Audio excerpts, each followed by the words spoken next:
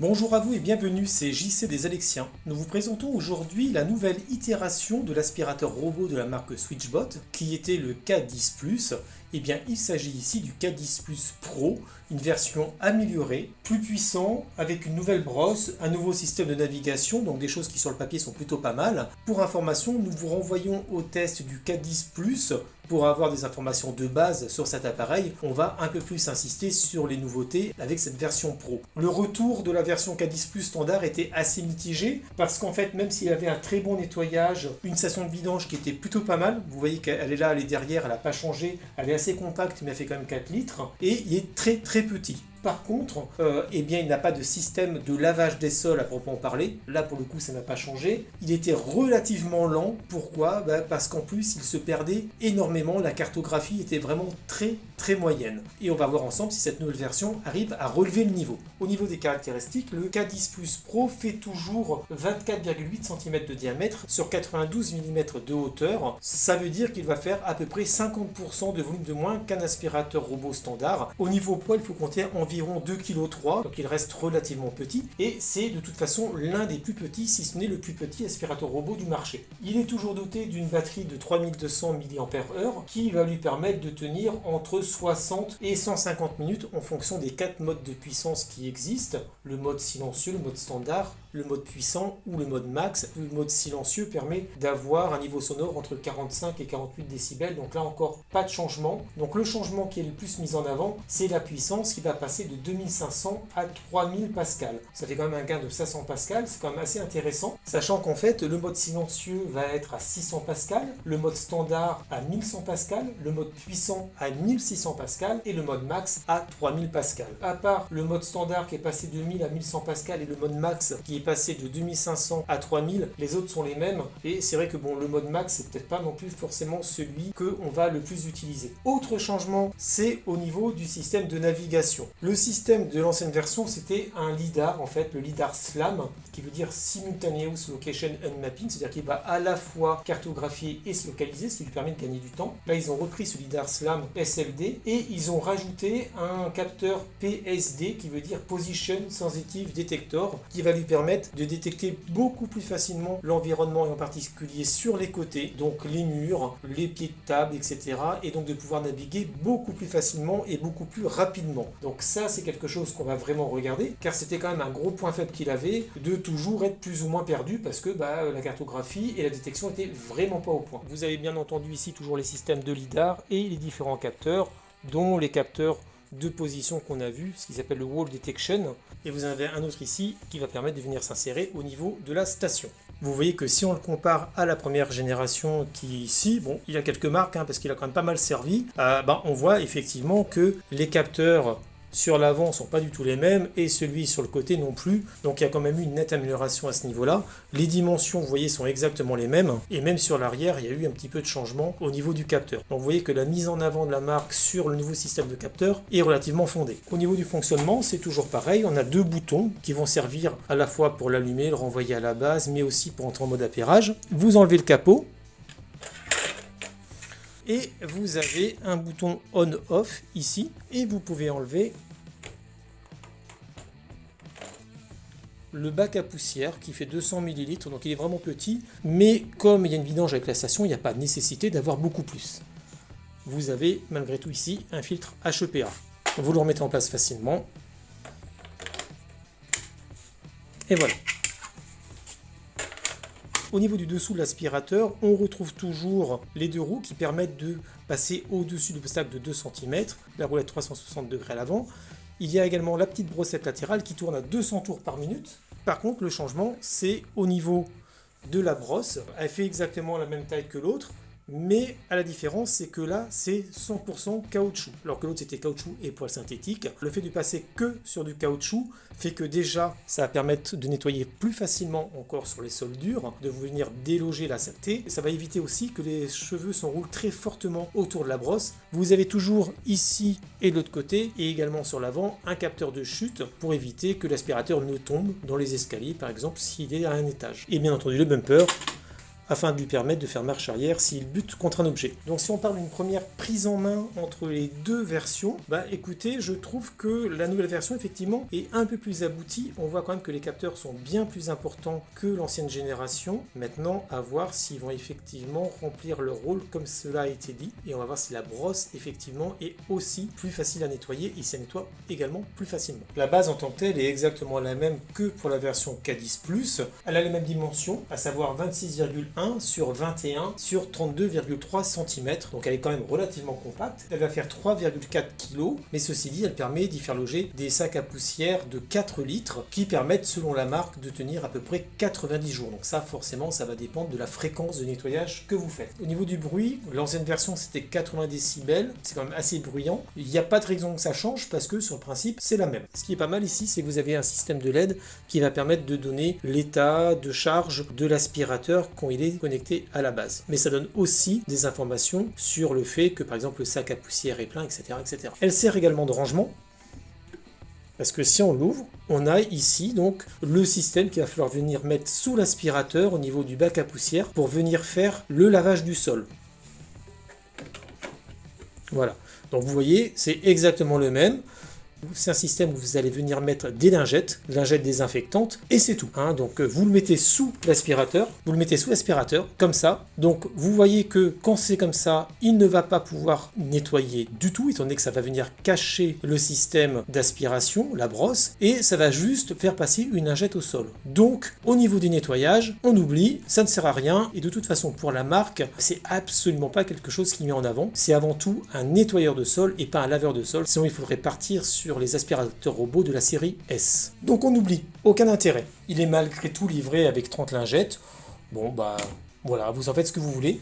Il y a un filtre HEPA d'avance, une brossette latérale d'avance et 2 sacs de 4 litres. On voit pour l'instant que l'un des points faibles de l'aspirateur n'a absolument pas été corrigé, qui est le lavage du sol. C'est un aspirateur et pas un aspirateur laveur. Je vais vous faire grâce de l'installation de l'aspirateur. C'est exactement la même façon de faire que pour la K10+. Donc je vous renvoie vers le test. Et donc maintenant on va faire quelques essais avec la version K10+ Pro pour voir si effectivement il aspire plus, il aspire mieux et s'il arrive réellement à bien détecter les obstacles. On va faire un petit essai, vous voyez là je vais le faire passer entre les pieds de table, de chaise, même avec une chaise de bureau pour voir si vraiment il est capable de passer sans aucun problème et au plus près des obstacles.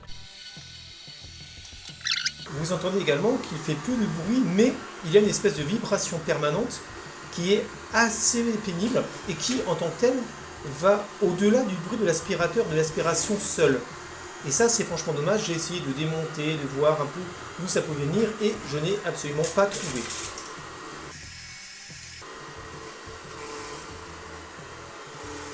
Voilà, je ne sais pas si vous entendez. J'ai l'impression que ça vient d'une vibration du pare-choc avant. Mais bon, je n'ai pas non plus démonté tout l'appareil. Et là, il passe bien sous les pieds de la chaise du bureau. Là, je suis parti sur de l'herbe séchée que j'ai mis au sol. Donc, c'est peut-être pas franchement un bon exemple parce que le ventilateur en tant que tel, vous voyez, fait partir les différentes saletés partout. Et ce bruit de vibration est quand même assez pénible.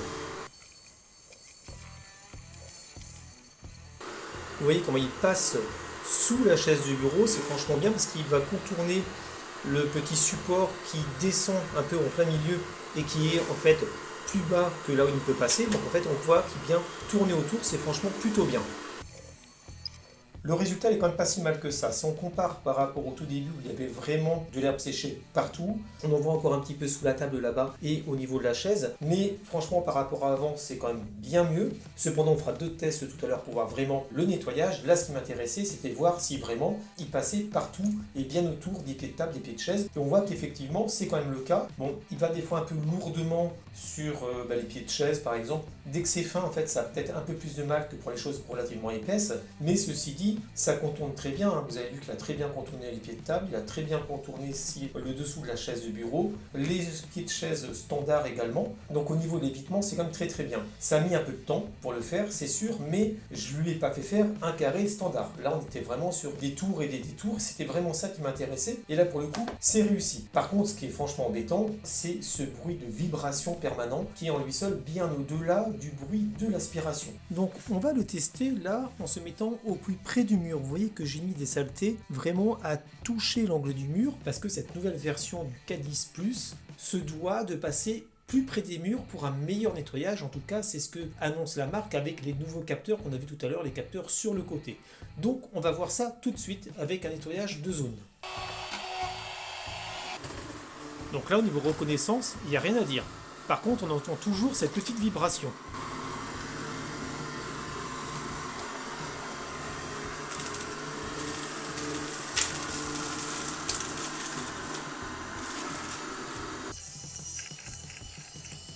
Donc on peut voir qu'au niveau du mur, c'est quand même plutôt bien. Et effectivement, ça nettoie très bien le long du mur, il n'y a pas de problème. Après, on voit que, comme avec tous les aspirateurs robots quasiment, dès qu'on a une brosse latérale, eh bien, elle va avoir tendance à renvoyer valdinguer les saletés un peu partout si jamais il y en a de trop. Et là, c'est le cas, c'est ce qu'on voit ici. Donc on va lui faire un autre nettoyage pour pouvoir enlever tout ce qu'il y a à l'heure actuelle encore sur le sol.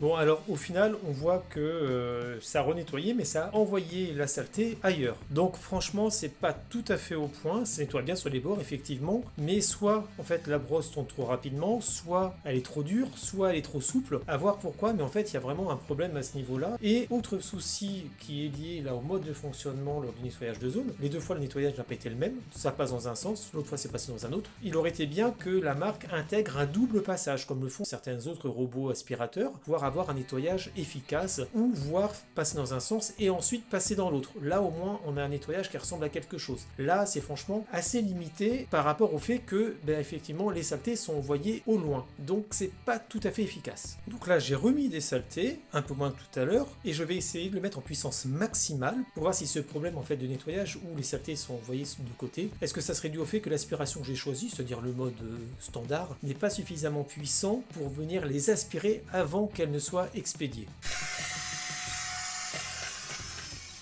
Bon, je vous ai fait grâce du début, c'est la même chose, et vous voyez qu'au final, ça n'a pas changé grand-chose, parce que ça les a quand même expédiés un peu partout. Donc, c'est pas franchement au point, hein, du tout, à ce niveau-là non plus, même en mode max. Donc, soit c'est dû à la taille, ce qui fait qu'en fait, comme il est plus petit, il ne va pas assez bien couvrir, entre guillemets, la surface et donc les saletés, et ce qui fait que c'est plus difficile de pouvoir les récupérer. En tout cas, ça ont tendance à être expédiées de côté, mais il y a vraiment quelque chose qui n'est pas franchement au point. Et le bruit de vibration, on l'a tout le temps, j'ai regardé, il y a une petite bavette au niveau de la brosse principale, une petite bavette qui vient frotter au sol pour ne pas que les saletés en fait restent au sol si jamais elles ne sont pas tout à fait bien récupérées par la brosse, et j'ai l'impression que ça venait potentiellement de là au début parce qu'elle était quasiment détachée. Donc vraiment là un problème de conception, j'ai dû remettre ça dans la gorge en prenant un petit peu de temps, mais au final je me rends compte que ça change pas grand chose parce que ça continue à faire du bruit quand même. Alors après plusieurs jours d'utilisation, j'ai pu faire quand même un point assez précis sur son mode de fonctionnement, les avantages et les défauts de ce produit-là. Vous avez pu voir qu'on n'a pas testé le mode de lavage des sols parce que c'est anecdotique, ça sert à rien. C'est juste une lingette qui passe au sol sur un support dur. On n'a pas non plus forcément testé sur les tapis, on l'avait fait la dernière fois et les résultats sont à peu près les mêmes. Donc je vous renvoie vers le test du K10 Plus standard. Par contre, j'ai quand même pu voir qu'il était relativement plus rapide que son prédécesseur. Le K10 Plus faisait à peu près 1 mètre carré en 2 minutes. Là, il faut à peu près 1 minute 20, 1 minute 30 pour faire 1 mètre carré. Ça s'explique par le fait que effectivement la navigation est quand même bien meilleure et il ne se perd pas. Donc à partir de là, forcément le nettoyage se fait beaucoup plus facilement et de façon beaucoup plus logique. Même si c'est arrivé une fois, je ne sais pas pourquoi, il a fini le nettoyage et il avait oublié la moitié d'une pièce. Ça l'a pas refait. Cependant, attention, quand vous commencez à vous en servir pour la première fois, on vous demande de faire un mapping et de nettoyer en même temps. Ne le faites pas, c'est ce que j'ai fait. Et ça a pris 3h30 pour pour au final ne rien faire du tout parce que il y a 2 pièces où l'aspirateur n'a pas du tout été alors que les portes étaient ouvertes et qui n'a absolument pas du tout reconnu. Le nettoyage se fait dans la foulée et ça n'avance à rien. Donc j'ai arrêté, j'ai annulé la carte. Le lendemain, j'ai remis, j'ai d'abord fait le mapping, donc c'est-à-dire qu'il a fait la carte de la maison, ça prend 5 minutes, et ensuite le nettoyage. Et là, ça a pris 114 minutes pour faire 88 mètres carrés. J'ai fait faire plusieurs fois et on est toujours à peu près dans les mêmes ratios. Donc c'est plutôt pas mal. Attention cependant, il n'aime pas les tapis épais, il se coince dedans. Il n'aime pas non plus les tapis qui ont tendance à bouger tout seul. Hein. Vous savez, les espèces de petits tapis que vous mettez au niveau de vos éviers pour pas mouiller le sol. Bon ben ça, c'est des trucs qui glissent facilement. Il n'y a pas de reconnaissance de la surface, donc il n'y a pas d'auto-boost. La programmation de la puissance, il va falloir la faire dès le début. Vous choisissez entre l'une des 4. J'ai pas vu de différence particulière au niveau de nettoyage, même en puissance max, ça va nettoyer à peu près pareil qu'avant. On a vu avec les exemples que quand il y a beaucoup de saleté, eh bien la brossette va les expédier dans tous les sens et au final il reste pas mal de saloperies. Ça veut dire qu'en fait il faut l'utiliser au quotidien, là où il ne va pas y avoir de grosses saletés, de grosses salissures et au final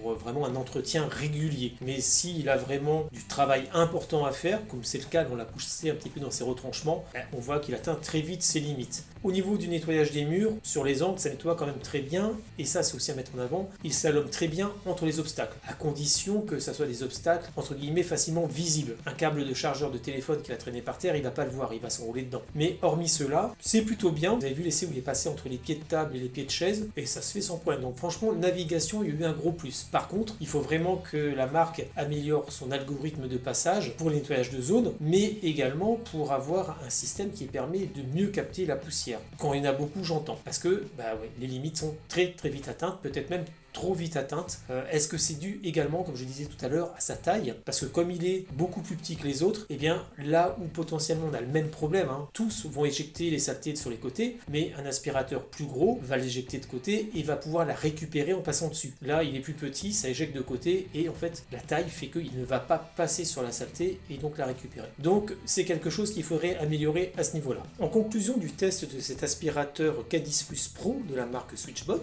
la marque annonce une meilleure navigation et c'est le cas. On a pu voir que effectivement il va bien plus vite que son prédécesseur. Pourquoi? Parce qu'en fait il ne reste pas coincé, il retrouve très facilement sa route au niveau de la map. Vous pouvez en plus faire plusieurs maps et ça c'est très bien. C'est vrai qu'il y a un gain de temps. Avant on était à peu près 1 mètre carré en 2 minutes, là c'est 1 mètre carré en 1 minute 20, 1 minute 30. C'est quand même bien mieux. Ensuite il est annoncé qu'il va mieux détecter les obstacles et mieux longer les murs. Et c'est le cas également. On a pu voir lors des essais que effectivement il passe le long des murs sans problème, il nettoie le long des murs sans problème et il va passer au niveau des pieds de table, des pieds de chaise et de tous les obstacles sans aucun souci. Attention cependant parce que les tapis épais, les tapis qui ne sont pas fixés au sol qui ont tendance à bouger, il n'aime absolument pas et là il va venir se bloquer dedans très facilement et très rapidement. Mais comme beaucoup d'aspirateurs robots, on va dire à ce niveau-là. Il y a également un gain de puissance qui est annoncé, il est passé à 3000 kPa, il a gagné 100 kPa aussi sur le mode standard. Franchement, ça se voit pas du tout et le gain en fait, à part si vous voulez faire passer sur un tapis spécifique à poil ras, vous n'allez pas franchement vous en servir et vous n'allez pas voir grande différence. D'autant qu'il n'y a pas d'auto-boost, donc que vous passez sur un tapis ou pas, ça changera pas grand-chose, il faut que vous régliez directement la puissance dès le début. Il ne fait pas de bruit non plus, en théorie, c'est vrai, et c'est très bien. Par contre, comme vous avez pu voir lors des tests, il y a un bruit de vibration en permanence qui cache même, dans certains cas, le bruit de l'aspirateur robot en tant que tel. Et ça, c'est franchement dommage. Je crois que ça vient d'une des bavettes qui est au niveau de la brosse principale, voire pourquoi pas même la brosse principale, parce qu'elle est faite en caoutchouc. Donc potentiellement, elle peut faire du bruit en raclant le sol, voire même peut-être vibrer un petit peu. Mais bon, je penche plus pour la bavette, et c'est assez pénible. D'autant qu'il y a un petit problème de conception, c'est que j'ai dû remettre la bavette déjà 1 ou 2 fois, parce qu'elle avait tendance à sortir de la gorge qui la maintient, et ça, c'est quand même un peu dommage. L'autre point également, c'est comme vous avez pu le voir, le fait qu'au niveau du nettoyage en tant que tel, si vous avez un sol qui est relativement chargé en saleté, ça va pas, ça fait pas le job comme il faut, parce que ça va expédier les saletés partout à cause de la brosse latérale, et la taille même de l'aspirateur robot fait qu'il ne va pas les capter avant qu'elles aillent trop loin. Donc ça veut dire qu'en fait, vous allez aspirer une grande partie de la poussière, mais vous allez en déplacer aussi ailleurs, et que ça soit en puissance max, en puissance standard, ça ne change pas grand chose pour le coup. Donc ça c'est dommage, d'autant que en plus le mode de nettoyage zone par exemple, c'est ce que j'avais utilisé, n'est pas franchement abouti. Il faudrait faire un passage dans les deux sens pour essayer d'avoir un maximum de collecte de poussière. Là c'est pas le cas, donc ça veut dire qu'une fois que la saleté a été expédiée dans un coin, il repasse pas à cet endroit là, donc au final ça change rien. Donc là c'est vraiment un manque de paramétrage qu'il faut que la marque améliore, parce que c'est franchement dommage, et c'est pas au niveau de ce que SwitchBot sait faire. Donc c'est plus un aspirateur pour les petites surfaces, même si maintenant comme il a gagné en vitesse, il peut être aussi adapté aux surfaces un peu plus grandes, mais en tout cas c'est un aspirateur pour l'entretien, le faire passer tous les jours, voire potentiellement si vous voulez 2 fois par jour, afin d'avoir un sol toujours propre en permanence. Mais pour un gros nettoyage ponctuel, non, ça va pas. L'autre point, vous l'avez là, c'est les lingettes. Clairement, il n'est pas fait pour laver. La marque est claire là-dessus. Bon, pourquoi continuer à mettre ce type de gadget avec si de toute façon on sait qu'il n'y a aucun intérêt, parce que vous mettez des lingettes humides type lingettes désinfectantes directement sur un support qui est dur, il n'y a aucune pression, ça traîne par terre et ça nettoie rien. On est sur ce qui se faisait sur les tout premiers aspirateurs robots, et où clairement c'était absolument pas au point. Et là, c'est même pas la microfibre, donc ça lave encore moins. On va dire que cette nouvelle version est quand même mitigée. Très bien sur la localisation, très bien sur l'évitement des obstacles. Par contre, au niveau du nettoyage, on est quand même un cran au-dessous de ce qu'on attendait. On est même un cran au-dessous de certains autres produits. Donc à privilégier pour les petites surfaces, à privilégier pour l'entretien régulier, mais il y a quand même du potentiel, mais il y a quand même un potentiel qui est intéressant, parce que la marque a quand même grandement amélioré justement la localisation et l'évitement des objets. Il ne se perd plus, là c'est très bien. Donc maintenant il faut qu'elle travaille sur le nettoyage en tant que tel pour avoir vraiment un très bon produit, parce que le fait que ce soit quand même le plus petit aspirateur robot du marché est quand même à mettre en avant. En plus il a un bac collecteur de 4 litres, donc franchement sur le papier il a tout pour lui. C'est dommage parce que la fonction principale, le nettoyage, pourrait être amélioré. J'espère que ce test vous a plu. N'hésitez pas à vous abonner à notre chaîne YouTube et à liker cette vidéo. Vous pouvez également nous retrouver sur notre site internet www.lesalexiens.fr. Vous aurez le test plus complet de ce produit-là, mais il y a également le test du K10+, l'ancienne génération donc. Et n'oubliez pas que nous sommes aussi présents sur les réseaux sociaux. À bientôt!